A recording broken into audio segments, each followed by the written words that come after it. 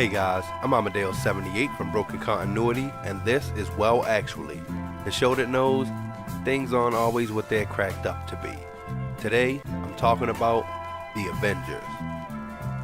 The Avengers, Earth's mightiest heroes. They are Marvel's ultimate superhero team. As a matter of fact, in the Ultimate Universe, they were just called the Ultimates. When the gravest threats arrive to threaten us, it is the Avengers who will answer the call.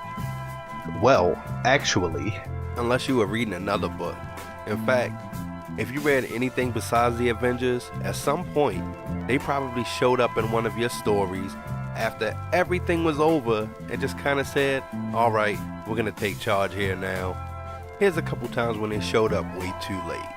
Morlun once savagely beat Spider-Man throughout the streets of New York City. He beat him so bad nobody could tell who Spider-Man actually was. Even though they live in New York, the Avengers didn't show up until after Spider-Man had been admitted to the hospital. They also aren't close enough to do anything when Morlun attacks Spider-Man in the hospital and basically finishes him off. Thanks guys.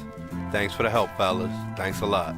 Back in the day, Marcus Immortus mind-controlled Captain Marvel, raped her, and used her as a vessel to give birth to a new version of him. And the Avengers pretty much went along with it. They actually apologized for ruining his plans. They even wished him well and sent him on his way with his brainwashed Captain Marvel.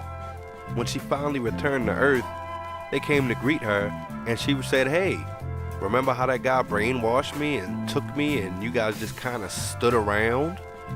Whoops. While under the mental control of the Purple Man, Jessica Jones was beaten into a coma by the Avengers.